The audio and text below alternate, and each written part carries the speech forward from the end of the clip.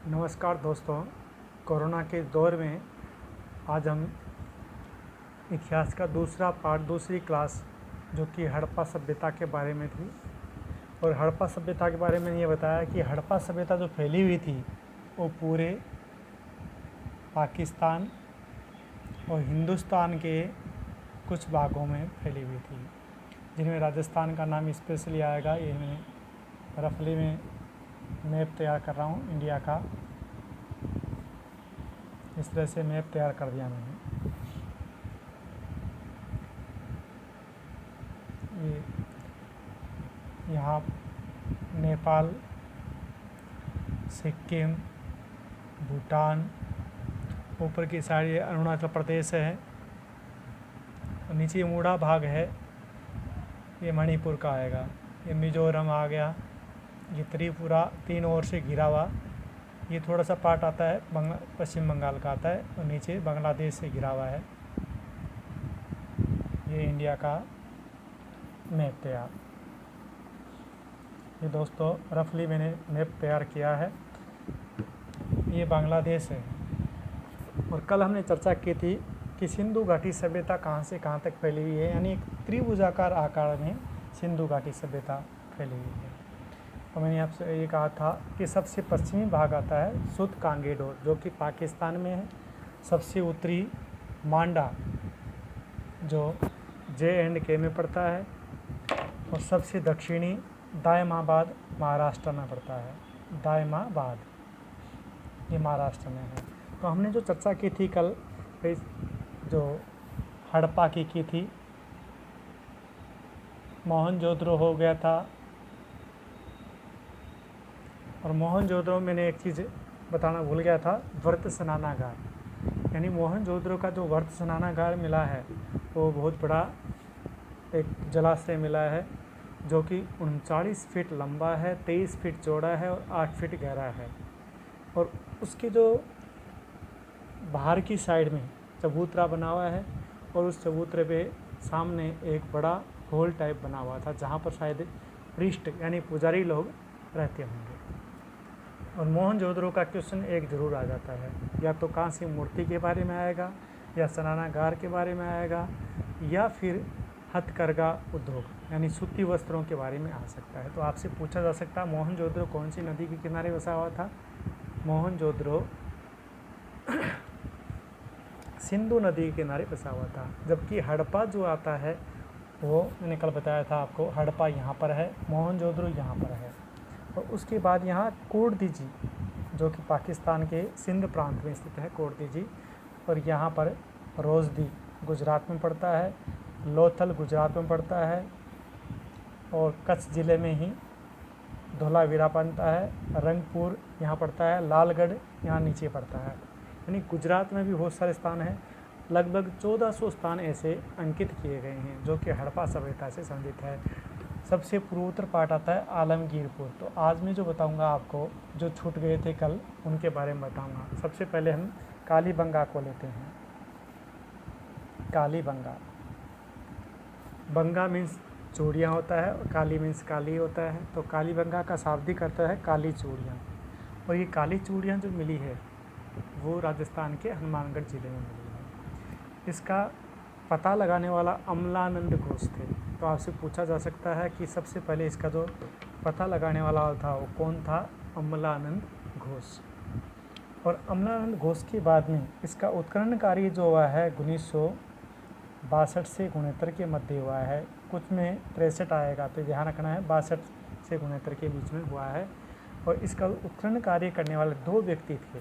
पहला नाम आता है BK थापर, BK थापर यानी बालकृष्ण थापर। दूसरा नाम आता है BV लाल, दूसरा नाम BV लाल, BV लाल यानी ब्रजवासी लाल। तो ये 2 व्यक्ति थे जिन्होंने इसका उत्खनन कार्य किया था। तो आपसे पूछा जा सकता है कालीबंगा कौन सी नदी के किनारे अवस्थित है? कालीबंगा हनुमानगढ़ ज़िले में घग्गर नदी के किनारे अवस्थित है। तो आपसे पूछा जा सकता है घग्गर नदी, जो कि नाली नदी के नाम से भी जाने गई है, मट नदी भी उसी को कहते हैं, और पाकिस्तान में इसको हकरा नदी के नाम से भी जाना गया है। तो आपसे पूछा जा सकता है हकरा नदी किसको कहा गया है? यानी हकरा नदी गग्गर नदी को ही कहा गया है। अब हकरा नदी की बात आती है तो हकरा के किनारे यानी जो कालीबंगा सभ्यता है, पीलीबंगा सभ्यता है, दोनों इसी के किनारे थी। तीसरी नाम आता है सोंथी पूगल साबणिया, जो कि बीकानेर में है ये, लेकिन बीकानेर में आते आते ये विलुप्त हो जाती है। अब कालीबंगा से संबंधित क्वेश्चन जो पहला बनेगा कि ऊँट के अवशेष कहाँ मिले, यानी एकमात्र स्थान है जहाँ पर ऊँट के अवशेष मिले हैं वो है कालीबंगा।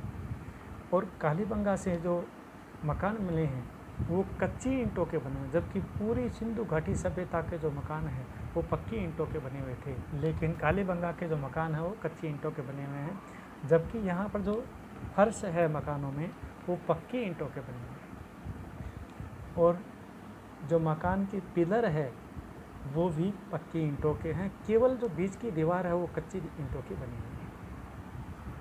यहाँ पर दूसरा क्वेश्चन हो सकता है जूते हुए खेत के अवशेष कहाँ से मिले, तो कालीबंगा नाम आएगा। कालीबंगा से जूते हुए खेत के अवशेष मिले हैं। अब जूते हुआ खेत क्या है, उसमें जो होरे जो बने हुए हैं, जो लंबे होरे हैं, जुताई जो की गई है और उनके बीच में गैप कम है, और जहाँ गैप कम है उनमें तो चने या गेहूँ बोया गया था, और जहाँ गैप ज़्यादा है वहाँ पर सरसों की खेती की जाती थी, ऐसा मान्यता है। कालीबंगा से ही एक कुएं के चारों ओर चबूतरा बना हुआ है और उस चबूतरे पर एक लाइन में 7 अग्नि वेदियाँ बनी हुई हैं। तो आपसे पूछा जा सकता है कि 7 अग्नि वेदियाँ कहाँ से मिली है, तो आप आंसर दोगे कालीबंगा हनुमानगढ़ से मिला है। अब साथ ये भी आ गया, साथ साथ में यहाँ से मिट्टी की उक्का गाड़ी मिली है। देखो यहाँ पर धातु की उक्का गाड़ी का नाम आता है, तब तो आंसर देना है दायमाबाद। दायमाबाद से तो धातु की उक्का गाड़ी मिली है। उक्का गाड़ी का मतलब है आधुनिक जो रिक्शा मान सकते हो आप, लेकिन वो रिक्शा पहले घोड़े से चलता था, घोड़ा गाड़ी मान सकते हो, तांगा मान सकते हो। और वो उक्का गाड़ी जो मिली है, जो मिट्टी की बनी हुई है, वो कालीबंगा से मिली है, और दायमाबाद से धातु की बनी उक्का गाड़ी मिली है। दोनों में सिमिलरिटी है, उक्का गाड़ी नाम है, लेकिन एक मिट्टी की बनी है, दूसरी धातु की बनी है। दायमाबाद कहाँ पर है, महाराष्ट्र में है, जो कि सबसे दक्षिणी भाग है। कालीबंगा जो कि राजस्थान के हनुमानगढ़ जिले में है। दोनों में डिफरेंस है। कालीबंगा जो कि उत्तर पार्ट में आती है, दायमाबाद दक्षिणी पार्ट में। दायमाबाद के बाद में द्रविड़ सभ्यता आ जाती है, यानी आगे जो दक्षिणी पार्ट है वहाँ पर द्रविड़ सभ्यता थी, जो टोटली भारतीय सभ्यता थी, ये माना गया है। और ये पूरी सभ्यता है और शहरी सभ्यता थी। तो आपसे पूछा जा सकता है कि सिंधु घाटी सभ्यता किस प्रकार की सभ्यता थी, तो आप आंसर दोगे कि सिंधु घाटी सभ्यता शहरी सभ्यता थी और यहाँ की नाली व्यवस्था उत्तम थी, और लोगों का जो व्यवसाय था वो शायद कृषि पर आधारित था या व्यापार पर आधारित था, लेकिन कृषि कम था, व्यापार ज़्यादा था, क्योंकि मेलुहा का नाम आता है। और मेलुहा जो कि वर्तमान का मकरान जो तट है उसको कहा गया है मेलुहा। और वहाँ से कुछ विदेशी यानी सुमेरिया की मोहरें मिली है। और यहाँ पर सुतकांगी डोर की जब बात आती तो बंदरगाह शहर था ये भी, और लोथल भी बंदरगाह शहर था, और यहाँ से भी कुछ मोहरें मिली हैं। तो इससे भी पता चलता है कि ये लोग विदेशी व्यापार करते थे, और इनका जो काम चलता था वो विदेशी व्यापार से चलता था। और यहाँ पर कपास की पैदावार सबसे ज़्यादा हो रही थी पूरी सभ्यता में। इसी कारण से पहले इसका नाम सेनन पड़ा, सेनन से सिंधु पड़ा, सिंधु से हिंदू पड़ा, हिंदू से हिंदुस्तान हो गया। तो इस प्रकार से ये सभ्यता पूरी क्या कहलाई, सिंधु घाटी सभ्यता पहले थी। उसके बाद में बहुत सारे स्थान मिलने के कारण इसका नाम हड़प्पा सभ्यता कर दिया गया था, क्योंकि 1921 ईस्वी में स्थान जो खुदा उत्खनन कार्य हुआ था वो हड़प्पा का हुआ था। उसके बाद 1922 में दूसरा स्थान आया मोहनजोदड़ो। अब इसके बाद में आगे चलेंगे हम। देखो कालीबंगा की जब बात आती है तो यहाँ पर जो मकान बने हुए हैं वो कच्ची ईंटों के बने हुए हैं, और इसका कारण यानी आज भी हनुमानगढ़ में देखा जाए तो पेड़ों की कमी है, और संभवतः यहाँ पर लकड़ी का अभाव था, और लकड़ियों का अभाव के कारण यहाँ पर ईंटों को पकाया नहीं गया था। ये मत सोचिए कि लोग ईंटों को पकाना नहीं जानते थे, क्योंकि इनके फर्श मिले हैं वो पक्की ईंटों के बने हैं, जबकि दीवारें हैं वो कच्ची ईंटों की बनी हुई थी। इसका मतलब ये हो गया कि वो लोग ईंटों से जानकार थे। लेकिन यहाँ से एक सभ्यता और भी ध्यान देता है, यानी यहाँ पर 3 स्थान ऐसे मिले हैं जहाँ पर अग्नि वेदियाँ जो मिली है, एक तो कालीबंगा में, दूसरा आमरी में, और तीसरा कोटदीजी में। यहाँ पर अग्निवेदियाँ बहुतायत संख्या में मिली हैं, यानी 3, 4 और 7 अग्निवेदियाँ मिली हैं। जबकि लोथल से एक स्थान से एक अग्निवेदी मिली है। कुछ बुक्स में लिख रखा कि 3 जगह से मिली है, 3 से नहीं है, लोथल से भी एक अग्निवेदी मिली है। जबकि कालीबंगा में जो है भाई कोई दानों के अवशेष नहीं मिले, फिर भी ये माना जाता है कि ये लोग गेहूँ, चना और जौ से वाकिफ थे। अब ये तो बात थी कालीबंगा की। कालीबंगा के बाद में चलते हैं हम सीधे आलमगीरपुर। अब ये आलमगीरपुर यूपी के मेरठ के पास में स्थित है और ये भी एक बड़ा शहर माना गया है। लेकिन यहाँ पर लगभग हर तीसरे घर में धातु गलाने के भट्टियाँ मिली है। इसका मतलब ये हुआ कि ये जो शहर था वो आधुनिक शहर के उनकी तरह था, यानी यहाँ पर धातु गलाने का जो कारखाने होंगे और संभवतः ये बड़ा शहर था। और यहाँ के जो मकान थे वो भी 2 मंजिले बने हुए। इसका मतलब डेफिनेटली ये यहाँ पर कल कारखाने लगे हुए थे। एक घर के बाहर एक नाली पर कपड़े के निशान भी मिले हैं। अब कपड़े के निशान कैसे मिले? जैसे मान लीजिए कि आपका घर है और आपने बनवा रहे हैं, सीमेंट लगा रहे हैं, सीमेंट पर आपने सूती वस्त्र लगा दिया सूखने के लिए, तो उसके निशान ऐसे कैसे बन जाएंगे? और फिर कई दिनों तक वो, जब तक वो मकान रहेगा तब तक वो निशान भी रहेंगे। ऐसे ही यहाँ पर काली जो आलमगीर है उसके बाहर घर की जो नाली है उस पर सूती वस्त्र के निशान है। इससे पता चलता है कि वो लोग सूती वस्त्र का प्रयोग करते थे। अब ये भी बात हो गई हमारी आलमगीरपुर की। आलमगीर मेरठ उत्तर प्रदेश के पास है और ये सबसे पूर्वी भाग माना गया है आलमगीरपुर को। और यहाँ पर धात्विक क्रियाएं होती थी, यानी धातु गलाने के जो कल कारखाने थे वो आलमगीरपुर में थे। आलमगीर से थोड़ा सा भाई उत्तर पश्चिम में चलेंगे तो पंजाब में रोपड़ आएगा और रोपड़ से गेहूँ, चावल और जौ का संकेत मिलता है। उसके बाद हरियाणा में राखीगढ़ी आएगा। राखीगढ़ी की जी बात आती है तो आधुनिक जो इतिहासकार ये मानते हैं कि राखीगढ़ी ही सिंधु घाटी सभ्यता का सबसे बड़ा स्थान था। यानी यहाँ पर ये जो फैला हुआ है बहुत लंबी दूरी तक फैला हुआ था। यानी सबसे बड़ा जो शहर माना गया राखीगढ़ी हरियाणा को माना गया है। यहाँ से भी गेहूँ, जौ और चावल के अवशेष मिले हैं, जबकि यहाँ से कुछ बर्तन भी मिले हैं। और यहाँ पर जो बर्तन मिले उनमें चित्रकारी की गई है, उनमें त्रिभुज, पीपल ट्री की पत्तियाँ और नीम की पत्तियों के निशान मिलते हैं। इसका मतलब वो लोग नीम और पीपल का प्रयोग करते थे। तो आज भी देखो पीपल पूजा जाता है, उसमें पूजा जाता था, और यानी ये लोग भी पीपल की पूजा करते थे। उसके बाद में राखीगढ़ी आ गया। बनावली का जब नाम आता है तो हरियाणा से संबंधित है बनावली भी। अब बनावली आपसे पूछ सकते हैं कहाँ स्थित है? बनावली हरियाणा में स्थित है और यहाँ से भी वही सेम मिले जो राखीगढ़ी में मिले थे। फिर हम राजस्थान के थोड़े से पार्ट में आएंगे आगे। यहाँ पर आया है कुराड़ा। देखो कुराड़ा आरपीएससी में कई बार प्रश्न पूछा गया है कुराड़ा के बारे में।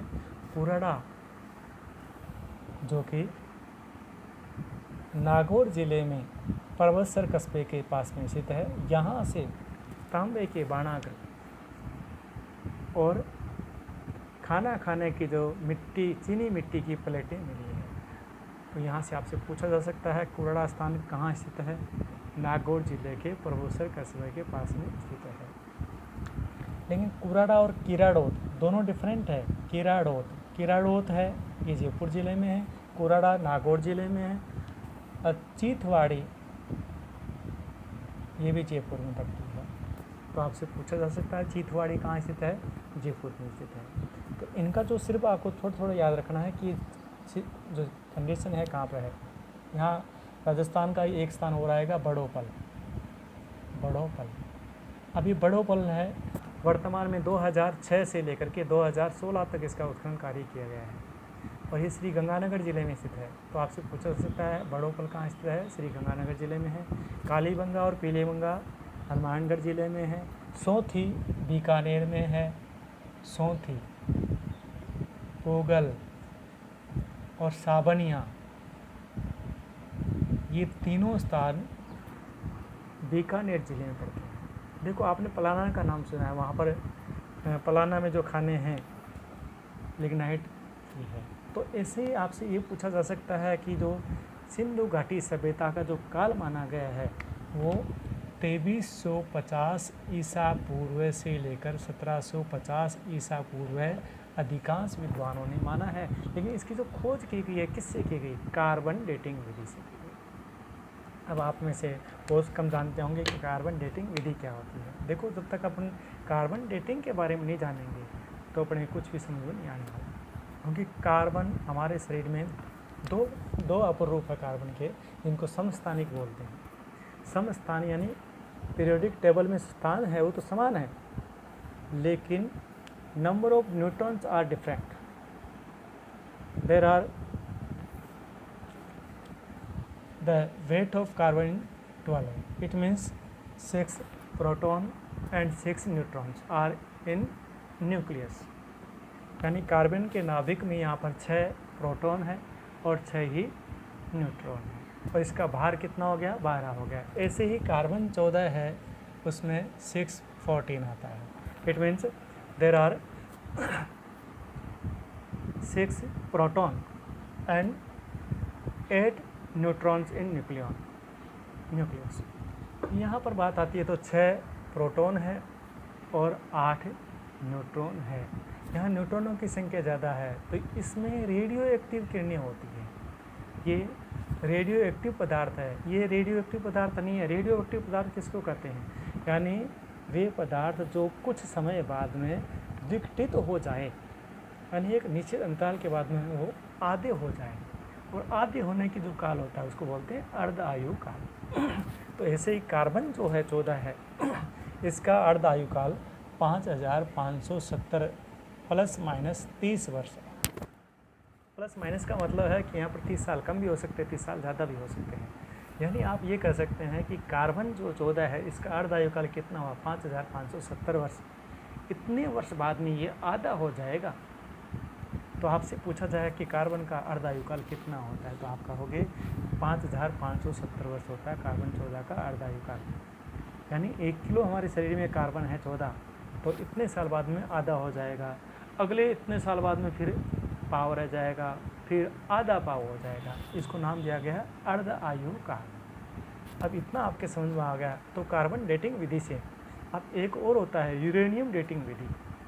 अब यूरेनियम डेटिंग विधि है, उसका अर्ध आयु काल लगभग 3.1 × 10⁻10 इतने वर्ष का होता है। यानी इतने साल बाद में यूरेनियम क्या होगा? आधा होगा। तो वो तो पृथ्वी की जो चट्टानें हैं उनकी आयु अर्ध आयु या आयु ज्ञात करने के काम लेते हैं। लेकिन यहाँ बात आती है कार्बन डेटिंग की। तो कार्बन डेटिंग है, कार्बन लेंगे, क्योंकि प्रत्येक मनुष्य जीव जंतु में कार्बन 14 जरूर होता है। यानी जब तक जीवित रहते हैं तब तक कार्बन 12 भी होगा, कार्बन 14 भी होगा। लेकिन कार्बन 14 मृत्यु के बाद में क्या होगा? घटना शुरू हो जाता है। जब तक जिंदा है तब तक तो बनता है, उसके बाद घटना शुरू हो जाता है और ये कार्बन 14 कहलाएगा। और कार्बन 14 से डेटिंग विधि निकालेंगे। अब ये सबसे पहले 1946 में लीवी जो वैज्ञानिक था अमेरिका का, उसने इसको खोजा था। उसके बाद में इसका यानी चलता आ रहा है। अब हमने चर्चा की है भाई बड़ोपल की, सौंधी, पोगल की, सावणी। वापिस उसी पे आता हूँ। अब हम आगे बढ़ेंगे। दायमाबाद का मैंने बताया, दायमाबाद महाराष्ट्र में पड़ता है और ये सबसे दक्षिणी भाग है। और यहाँ से कहाँ से की बनी? उक्का गाड़ी में धातु नाम शब्द आएगा। देखो वहाँ पर कांसा नहीं आएगा क्योंकि कई धातु मिले हुए हैं इसमें, तो धातु यहाँ से मिली है। तो यहाँ कोट दीजी नाम आता है, कोट दीजी, जो कि पाकिस्तान में है। और यहाँ पर मणिया यानी मनका बनाने का कारखाना था। मनका बनाने का कारखाना देखो कोट दीजी में मिला है, लोथल में मिला है। लोथल के बारे में मैंने कल बताया था। और तीसरा स्थान गुजरात का एक और आता है सुतकोतरा। इसका भी क्वेश्चन पूछ लेते हैं, सुतकोतरा का भी। अब सुतकोतरा क्यों फेमस हुआ? जब भी बात आती है सुतकोतरा की तो यहाँ एकमात्र स्थान है जहाँ से उसके घोड़े के अवशेष मिले हैं। तो आपसे पूछा जा सकता है कि घोड़े की हड्डियाँ कहाँ से मिली है? सुतकोतरा से मिली है। लेकिन ये घोड़े की हड्डियाँ हैं, ये ज़्यादा प्राचीन नहीं है। ये 1750 ईसा पूर्व की है। इसका मतलब ये हुआ कि ईसा मसीह से 1750 साल पहले की बात है जब वहाँ पर घोड़े की अवशेष मिले हैं। और संभवतः साइंटिस्टों ने, वैज्ञानिकों ने ये माना है कि जब यानी कोई विदेशी जाति यहाँ पर आक्रमण करने के लिए आई और वो ही घोड़े लेके आए थे और उनकी घोड़ों की कारण ही यहाँ पर हड्डियाँ मिली है। देखो सिंधु घाटी सभ्यता का जो विलुप्त हुई है सिंधु घाटी सभ्यता, इसके कई कारण माने जाते हैं। कई कहते हैं और अर्नेस्ट मैके कहता है कि यहाँ पर जो है अटैक हुआ था। दूसरे जो इतिहासकार कहते हैं कि नहीं, यहाँ तो बाढ़ आई थी और बाढ़ के संकेत कोटडीजी से मिलते हैं, रोपड़ से मिलते हैं, जबकि मोहनजोदड़ो की जो हड्डियाँ मिली है उन पर धारदार हथियार के निशान है। तो वहाँ पर ये माना जा रहा है कि यहाँ पर अटैक हुआ था। और दूसरी जगह यानी रोपड़ जो बात आता है, रोपड़ और बनावली का, तो वहाँ पर अनाज के ढेर मिले हैं। इसका मतलब यानी फसल कट गई थी और कोई महामारी आ गई, जैसे कोरोना आ रहा है आजकल, तो ऐसे उस समय भी कोई महामारी आई थी और लोग छोड़ करके खेतों को चले गए दूसरी जगह। जैसे आजकल मजदूर जा रहे हैं बेचारे, तो अपने गंतव्य स्थान को वापस लौट गए, फैक्ट्रियाँ खाली हो गई, तो ऐसे ही वहाँ पर भी महामारी चली थी और केवल क्या हो गई, संस्कृति तो बच गई लेकिन सभ्यता चली गई। और सभ्यता और संस्कृति में डिफरेंस होता बेटा। अब देखिए मैं आगे चलूँगा। मांडा और बुर्ज होम दोनों कश्मीर में है। अब देखिए आपने जो नाम सुना है कश्मीर में, यानी 3 नदियाँ स्पेशल आती है, झेलम, उसके बाद में चिनाब, व्यास, ठीक है। लेकिन यहाँ पर झेलम की बात आती है, झेलम तो ऊपर रह गई और नीचे चिनाब है। चिनाब के किनारे मांडा स्थित है। मांडा और बुर्ज होम में गोल गड्ढे मिले हैं, यानी जो शव दफनाने का जो तरीका था उस समय, वो गोल गड्ढों में दफनाते थे, आज भी दफनाते हैं। और उस शव दफनाए गए स्थान पर कुछ यानी पशुओं की हड्डियां भी मिली है, बर्तन भी मिले हैं। तो माना ये गया है कि जैसे कुत्ते की हड्डी मिली है बुर्ज होम से, तो यानी जो व्यक्ति मरता था उससे संबंधित जो चीज़ें थी जो इनको बहुत प्रिय थी, उनको भी साथ में दफनाया गया था। और मांडा से एक गोल कुआं भी मिला है। तो गोल कुआं देखो, यहाँ पर हमने बात की थी कालीबंगा है, कालीबंगा में से मिला है और यहाँ से भी मिला है, दोनों स्थानों से गोल कुएं मिले हैं। और ये तो बात हमारी इसकी थी। अब आगे चलेंगे। देखो हमने राजस्थान का एक पार्ट और आता है बागोर और आदमगढ़, ये दोनों स्थान है ऐसे हैं जो कि आदमगढ़ जो पाषाण काल के, यानी पत्थरों के औजार जब थे उनको बोला गया पाषाण काल, जब तांबे के औजार थे तो ताम्र काल, जब कांसे के हो गए तो कांसा काल। तो इस प्रकार काल चेंज होता गया। तो बागोर भीलवाड़ा में है, आदमगढ़ मध्य प्रदेश में। एक तीसरा स्थान होता है भीमबेटका, भीमबेटका ये भी पाषाण काल है, यहाँ गुफाएं मिली हैं।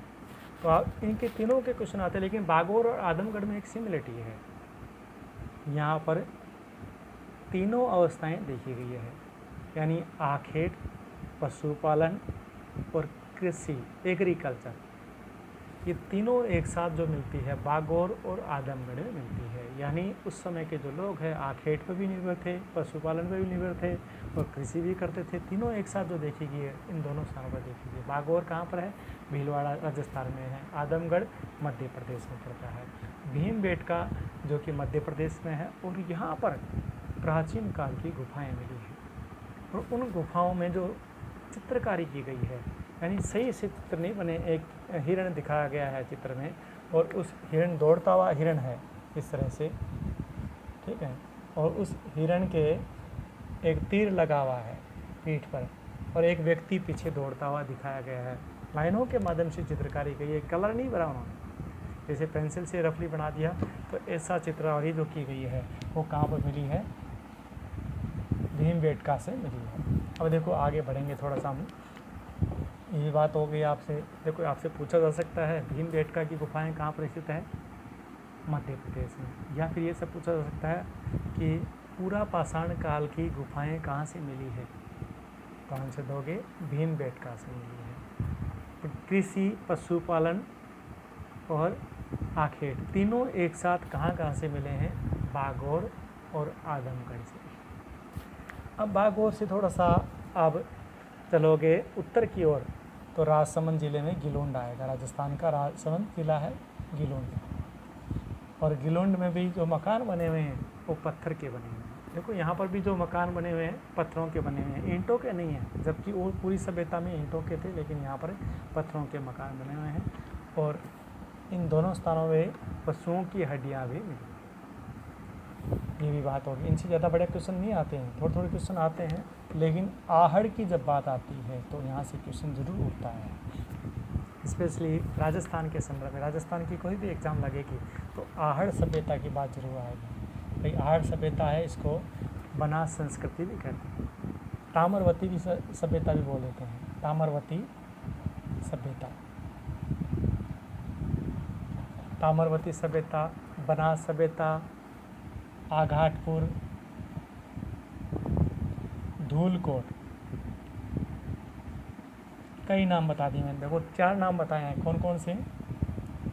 बनास संस्कृति। तो आपसे पूछा जा सकता है आहड़ के अन्य नाम क्या है? बनास संस्कृति, ताम्रवती सभ्यता, आघाटपुर और धूलकोट। यानी जो 4 नाम जो मिले हैं, 5 नाम जो मिले हैं, और 6वां नाम कौन सा हो गया? आहड़ हो गया। अब ये आहड़ नदी के किनारे उदयपुर ज़िले राजस्थान में स्थित है। और यहाँ से जो मकान मिले हैं वो भी पत्थरों के बने हुए हैं, और एक बहुत बड़ा हॉल मिला है, और उस हॉल में एक साथ 3 चूल्हे मिले। इसका मतलब वहाँ पर परिवार प्रथा, यानी सामूहिक परिवार रहते थे, और सामूहिक परिवार खाना बनाते थे, एक साथ खाते थे। और वहाँ पर एक बड़ा यानी अनाज रखने का इस तरह के, यानी इसको बोरा बोलते हैं आज भी, वहाँ पर एक अनाज रखने का कोठला मिला है जिसको बोरा बोलते हैं। तो इस तरह का एक कोठला भी मिला है, यानी वो लोग अनाजों का संचय भी करते थे ताकि कोरोना आ जाए और अनाज खरीदने की आवश्यकता नहीं पड़े, बाहर से लाने की आवश्यकता नहीं पड़े। घर में अनाज होगा खा लेंगे, नहीं तो बाहर से खरीद करके लाना पड़ेगा। तो ऐसी व्यवस्था जो की थी वो इस सभ्यता के लोगों ने की थी। और यहाँ से गेंडे और अन्य पशुओं की अर्धजली हड्डियाँ भी मिली है। इसका मतलब वो मांस को भून कर खाते थे, ये मांस को भून कर वो लोग खाते थे। अब देखिए आपने इतना पढ़ लिया है सिंधु घाटी सभ्यता के बारे में। भाई आपके हम सारा समय जो है सिंधु घाटी पे नहीं देंगे, सिंधु घाटी के बारे में आपसे क्वेश्चन जो पूछेंगे अधिकतर तो ये पूछेंगे, एक तो मोहनजोदड़ो का पूछेंगे, मोहनजोदड़ो, हड़प्पा, लोथल जो कल बताया था मैंने, कालीबंगा, मेहरगढ़ जो पाकिस्तान में कल बताया था मैंने कि इसमें 7 अवशेष मिले हैं। उसके बाद आलमगीरपुर आज बताया है, बड़ोपल बीकानेर जो श्री गंगानगर में है, सोथी, पूगल, सावनिया, ये तीनों स्थान कहाँ पर स्थित है? बीकानेर में है। बुर्ज होम और मांडा ये श्रीनगर कश्मीर में के पास रहेगा। भीमबेटका मध्य प्रदेश, आदमगढ़ मध्य प्रदेश, बागौर भीलवाड़ा राजस्थान में है। और उसके बाद में यहाँ पर मैंने देखो एक जो चिरांद, ये हरियाणा में पड़ता है, चिरांद हरियाणा। और यहाँ से भी वही गेहूं के अवशेष मिले हैं। रोपड़ पंजाब में आता है, बनावली हरियाणा में आता है। और उसके बाद चीथवाड़ी जो जयपुर ज़िले में आता है, चीथवाड़ी और कुराड़ा मैंने आज ही बताया है, परबतसर कस्बा नागौर ज़िले में पड़ता है। इस प्रकार से सुतकोतरा का भी आ सकता है, कुछ सुतकोतरा जो कि गुजरात में है, और यहाँ से घोड़े के अवशेष मिले हैं। और कल बताया था मैंने धोलावीरा, ये गुजरात में है, धोलावीरा। और ये एकमात्र शहर है जो यानी पूरा शहर 3 दीवारों से घिरा हुआ है, धोलावीरा। तो ऐसा क्वेश्चन पूछा गया है। और यहाँ की जो सिंचाई व्यवस्था यानी पानी की जो सप्लाई होती थी शहर को, वो एक पहाड़ी पे बनी टंकी से होती थी और फिर सिंचाई की जाती थी। तो ये धोलावीरा हो गया। रंगपुर जो गुजरात में, वहाँ से चावल की भूसी मिली है। लोथल से चावल के दाने मिले हैं। लालगढ़ वो भी गुजरात में है और धोलावीरा भी गुजरात में है। कोट दीजी पाकिस्तान में है। और कोट दीजी एकमात्र ऐसा स्थान है, देखो आपने यदि सौंदर्य प्रसाधन की बात आती है तो सौंदर्य प्रसाधन मोहनजोदड़ो से खूब मिला है, लेकिन लिपस्टिक वहाँ नहीं मिला था। लिपस्टिक जो मिला है केवल कोट दीजिए से मिला है। इसका मतलब सिंधु घाटी सभ्यता की महिलाएं उस समय लिपस्टिक का प्रयोग करती थी। तो आपसे पूछ सकते हैं कि लिपस्टिक का प्रयोग करने के जो साक्ष्य मिले हैं वो कहाँ से मिले हैं? कोट दीजिए से मिले हैं, ठीक है ना। और आगे चलेंगे हम थोड़ा सा। अब ये बात हमारी थी। अब इस सभ्यता का जो अंत हुआ है वो आर्य लोगों के द्वारा भी बताया जाता है। यानी आर्य सभ्यता जो आती है इसके बाद आती है, ये सिंधु घाटी सभ्यता थी। और सिंधु घाटी सभ्यता अकेले सिंधु नदी और उसकी सहायक नदियों के किनारे अवस्थित नहीं थी। इस कारण से इसका बाद में नाम हड़प्पा सभ्यता कर दिया। थोड़ा सा मैं रिपीट कर रहा हूँ, ठीक है ना। उसके बाद कल हम आर्य सभ्यता के बारे में पढ़ेंगे। देखो, सबसे पहले मैंने बताया था कि सिंधु घाटी सभ्यता का जो पता लगाने वाला था वो तो एल्फिंस्टन भी था, मार्शल महोदय भी था। लेकिन उत्खनन का कार्य सबसे पहले 1921 में हड़प्पा में हुआ, 1922 में मोहनजोदड़ो में हुआ। ये दोनों स्थान इम्पोर्टेंट इसी कारण से है। हड़प्पा में 7 कोष्ठागार मिले हैं और एक तांबे की बनी नपनी मिली है, जबकि मोहनजोदड़ो से नर्तकी की, कांसे की नर्तकी की मूर्ति मिली है, स्नानागार मिला है और यहाँ से यानी सूती वस्त्र के अवशेष भी मिले हैं मोहनजोदड़ो से। और एक योग मुद्रा में बैठे हुए योगी की मूर्ति यहाँ से मिली है, जिसके मूंछ तो नहीं है लेकिन दाढ़ी जरूर है, यानी दाढ़ी दिखाई गई है, 3 सिर दिखाए गए हैं और वो पशुपति नाथ के नाम से जाना गया है। और उनके साथ पास में हाथी भी बैठा है, गेंडा भी बैठा है और दूसरे पशु भी बैठे दिखाए गए हैं। और ये लोग यानी पीपल वृक्ष की पूजा करते थे, क्योंकि मोहनजोदड़ो से कुछ मोहरें मिली हैं जो कि सेलखड़ी की और तिप्तिया विधि से बनाई गई थी। तो इन मोहरों पर यानी एक मोहर ऐसी है जो एक महिला के गर्भ से एक पौधे को निकलते हुए दिखाया गया और उसमें शाखाएं बनाई गई हैं। इसका मतलब वहाँ पर वंश परंपरा माता से मानी गई है और माता यानी मातृ प्रधान संस्कृति थी ये, ऐसा माना गया है। तो आपसे पूछा जा सकता है कि सिंधु सभ्यता किस प्रकार की सभ्यता थी? तो पहला तो आंसर आएगा कि नगरीय सभ्यता थी। दूसरा क्वेश्चन, भाई नगरीय का ऑप्शन में नहीं आता तो मातृ प्रधान संस्था थी, अवस्था थी, और यानी मातृ पूजा यहाँ पर की जाती थी। पेड़ों में ये पीपल वृक्ष को पूजते थे। पीपल के बाद में नीम के नाम आता है। पक्षियों में मोर और कबूतर का नाम आता है। तो ये चीज़ें यहाँ पर मिली है। ये लोग यानी इनकी जो मोहरें हैं उन पर चित्र भी मिले हैं और सबसे ज़्यादा चित्र जो मिले हैं एक श्रृंगी के मिले हैं, रियनोसॉर्स के मिले हैं। उसके बाद बेल के नाम आता है। तो बेल जो मुद्राएं मिली है वो वर्षभ मुद्रा के नाम से जानी गई है, जो कि हड़प्पा से सबसे ज़्यादा मिली है, जबकि मोहनजोदड़ो से वृषभ मुद्राएं कम मिली है और रियनोसॉर्स यानी एक सींग वाला पशु मिला है, जिनको गेंडा भी बोल सकते हैं, वो ज़्यादा मोहनजोदड़ो में मिली है।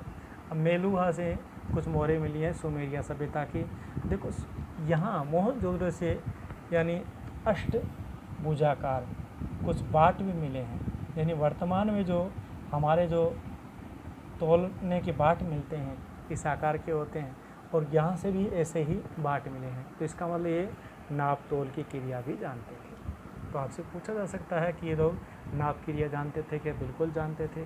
अब कैलेंडर है उसके बारे में कोई पता नहीं चलता, क्योंकि यहाँ से जो अवशेष मिले हैं कोई साहित्यिक सोर्स तो मिले नहीं हैं, तो मिले हैं जो उत्खनन कार्य किया और कुछ चीज़ मिल गई, उनके आधार पर अपन आइडिया लगा सकते हैं कि ये लोग किस प्रकार से रहते थे। तो ये यहाँ पर देखो मोटे तौर पे क्वेश्चन यही पूछा जा सकता है कि यहाँ की नली व्यवस्था बहुत अच्छी थी, सड़कें एक दूसरे को समकोण पे काटती थी, जो मुख्य सड़क है वो लगभग 9 मीटर होती थी और घरों के दरवाजे गलियों में खुलते थे, मुख्य सड़क पर कभी नहीं खुलते थे, यानी पूरी सिंधु घाटी सभ्यता में कहीं नहीं खुलते थे। लेकिन एक स्थान ऐसा है कालीबंगा जहाँ पर कच्चे मकान मिले हैं और मातृ देवी के कोई अवशेष यहाँ से नहीं मिलते, ये ध्यान रखना है। और सभी जगह से मातृ देवी के अवशेष मिले हैं, यानी या तो छल्ले मिले हैं या कुछ और मिले हैं। लेकिन आप कहोगे कि सर चूड़ियाँ मिली, देखो चूड़ियाँ तो पहनने में काम आती है, छल्ले अलग चीज़ होगी। तो और यहाँ पर जो हर जगह पर ताबीज़ के खोल भी मिले हैं। इसका मतलब ये लोग क्या करते थे? जादू टोनों में विश्वास करते थे। तो आज तो इतना ही करूँगा मैं, तो बाकी जो हम कल चलेंगे तो कल आएगी आर्य सभ्यता के बारे में। धन्यवाद, आज का काम इतना ही करेंगे।